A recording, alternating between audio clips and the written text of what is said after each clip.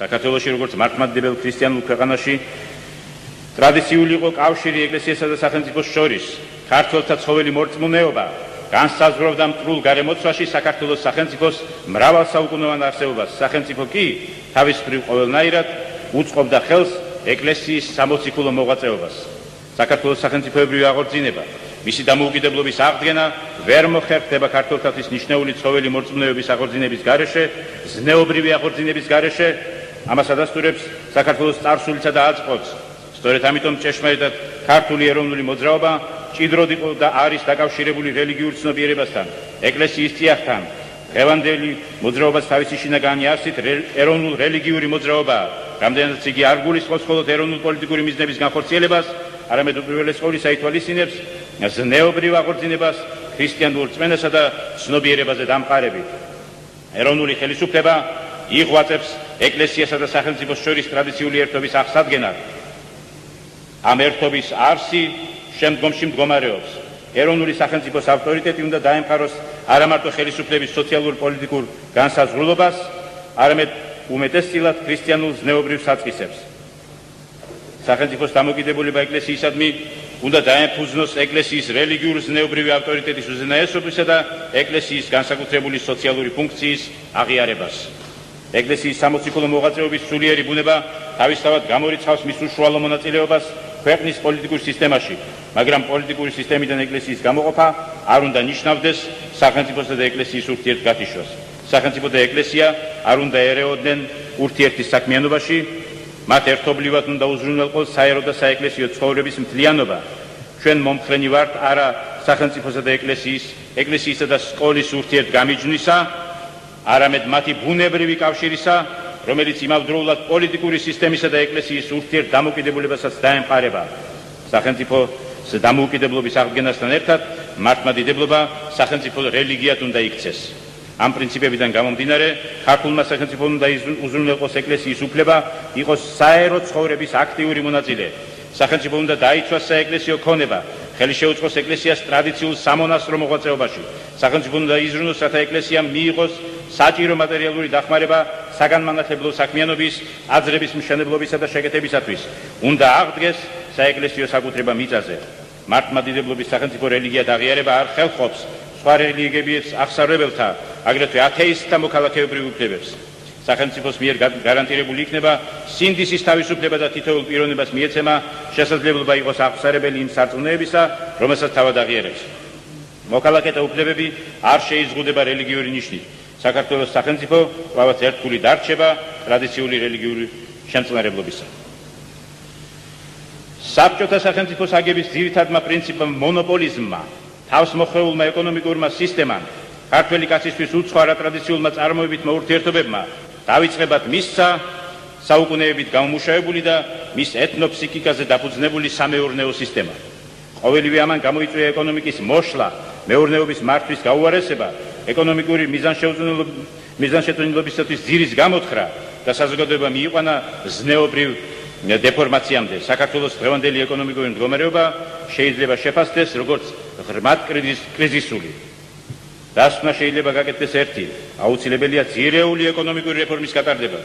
იგი უნდა დაეყრდნოს ქართული ეროვნული ტრადიციების, სამეურნეო ჩვევებისა და ურთიერთობების აღორძინების, რისი განხორციელებაც შეუძლებელია ცენტრალიზებულად გეგმური მმართველობის პირობებში. ჩვენ ვთვლით, რომ სახელმწიფო ეკონომიკაში უნდა ჩაერიოს იმ ზომით, რომელიც აუცილებელია ქვეყნის ერთიანი პოლიტიკური და სოციალურ-ეკონომიკური ინტერესების დაკმაყოფილებისა და სამეწარმეო საქმიანობის განვითარებისათვის. სახელმწიფო მონოპოლისტური სისტემის ლიკვიდაცია ძალზე მნიშვნელოვანია, მაგრამ იგი პრობლემის მხოლოდ ერთი მხარეა. არანაკლები მნიშვნელობა აქვს ისეთი ეკონომიკური სისტემის შექმნას, რომელიც პასუხობს ადამიანთა მოთხოვნილებებს. ასეთად სოციალური საბაზრო მეურნეობა მიგოჩნია. იგი ასახიერებს ამ უმნიშვნელოვანეს სოციალურ ფასეულობას, თავისუფლებას, ეფექტიანობას და სოციალურ სამართლიანობას. მის პირობებში ერთმანეთთან შეხამებულია თავისუფალი შრომისა და სოციალური უფლებების გარანტიები, საკუთრებისადმი პატივისცემა და საზოგადოებრივი სარგებლიანობა, თავისუფალი მეწარმეობა და კეთილსინდისიერი კონკურენცია. სოციალურ საბაზრო მეურნეობაზე გადასვლას გარკვეული დრო სჭირდება და თანაც პოლიტიკური სიტუაციის გაუმჯობესება. ჩვენ გვესმის, რომ ამ გარდამავალი პერიოდის პირველ ეტაპზე შეიძლება მოხდეს წარმოების მოცულობის დროებითი შემცირება, მაგრამ ეს არის ჩვენი საზღაური 70 წლიანი ტოტალიტარული სისტემისაგან გასათავისუფლებლად, რადგან მხოლოდ და მხოლოდ ეს გზა იძლევა თავისუფალ დემოკრატიული საზოგადოების ჩამოყალიბებისა და საქართველოს ეკონომიკური აღმავლობის შესაძლებლობას. ამავე დროს ჩვენი მიზანია ეს გადასვლა განხორციელდეს მინიმალური დანაკარგებით, რადგან გება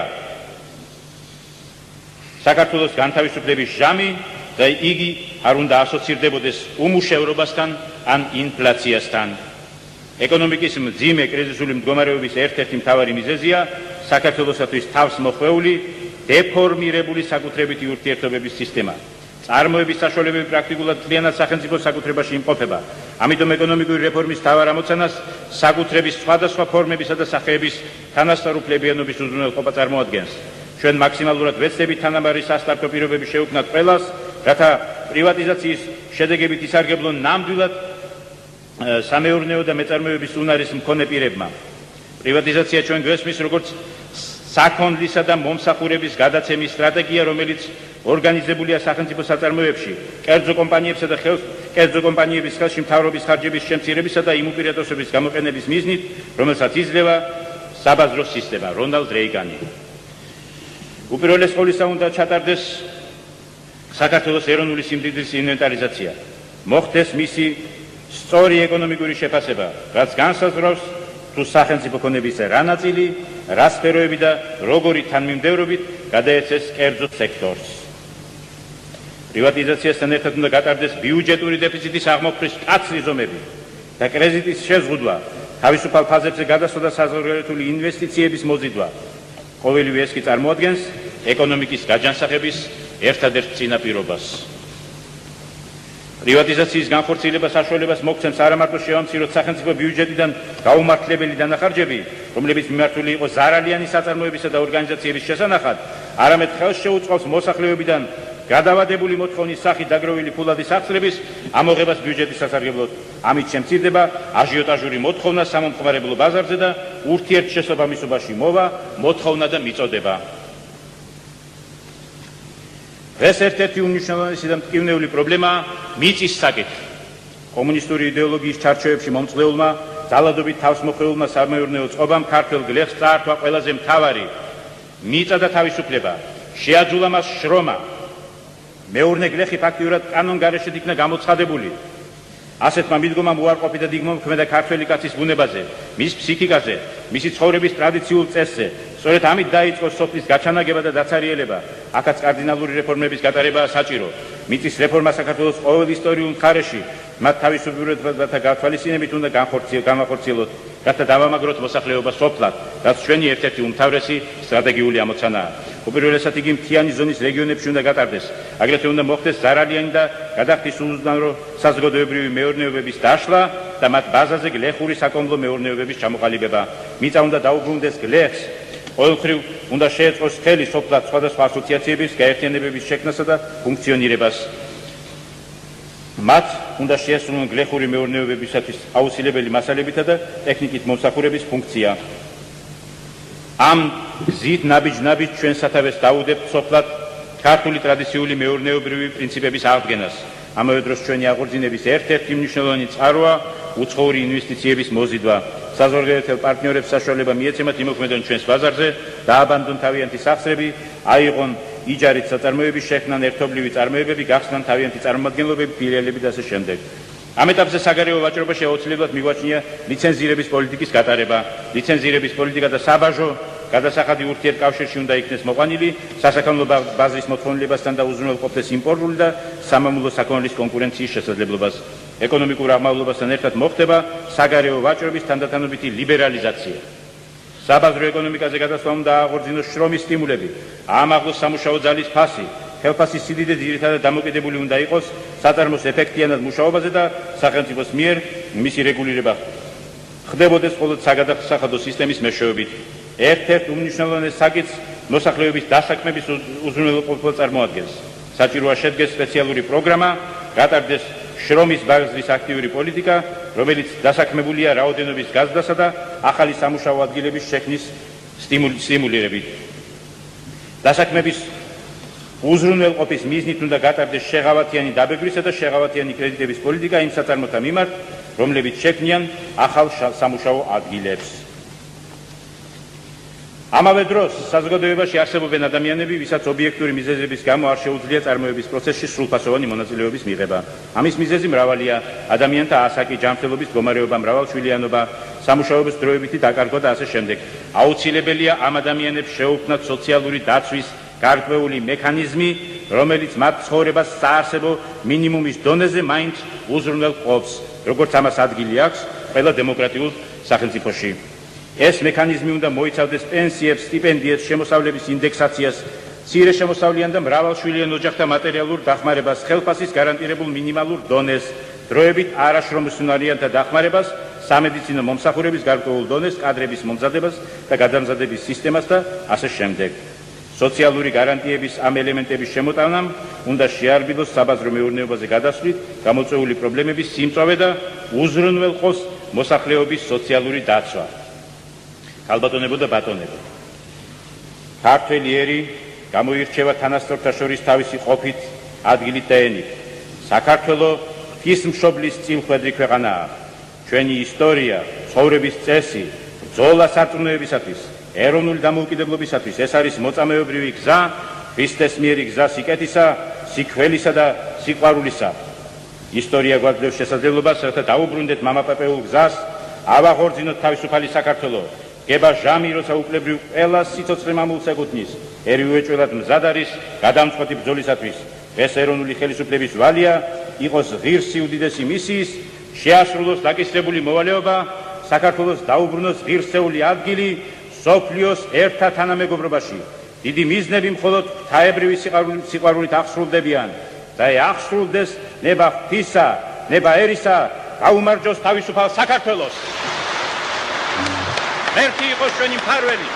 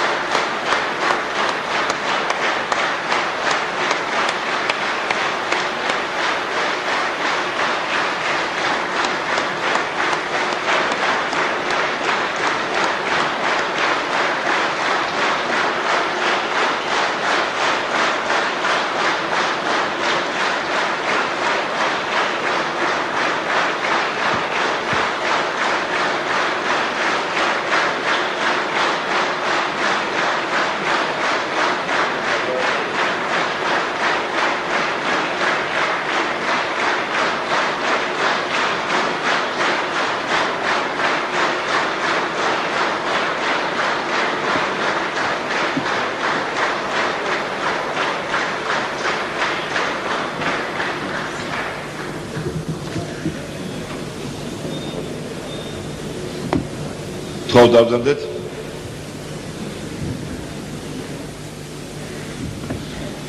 ჩვენი დარჩენია მიულოცოთ ჩვენი ქვეყნის, ჩვენი რესპუბლიკის პრეზიდენტს, ესედან საპატიო მისიის აღსრულების დაწყება, უსურვოთ მას ჯანმრთელობა, ჩვეულის შემართება, სიბრძნე, ერთგულება თავის სამშობლოს იმ, რომელიც მას არასოდეს აკლდა და იმედი გვაქვს არც არასოდეს მოაკლდება და უსურვოთ ჩვენ თავს უზენაეს საბჭოს, რომ იყოს ღირსეული ამ დროის, იყოს ღირსეული ჩვენი ერის, მისი ნებასურვილის და ისტორიული მისიის, რომელიც მართლაც დაეკისრა ჩვენს თაობას. ჩვენი ღმერთსმენით, სწორედ პრეზიდენტის პოსტი და პიროვნება, რომელსაც უკავია ეს პოსტი დღეს და ეკავება 5 წლის განმავლობაში, გვაძლევს საშუალებას ვიმუშაოთ ნაყოფიერად, მიზანმიმართულად და გავაკეთოთ ყველაფერი, რაც დასახული გვაქვს. მადლობას მოგახსენებთ, დღევანდელი ჩვენი სესია დამთავრდა. კარგად განდებოდეთ. მადლობა, ბატონო პრეზიდენტო.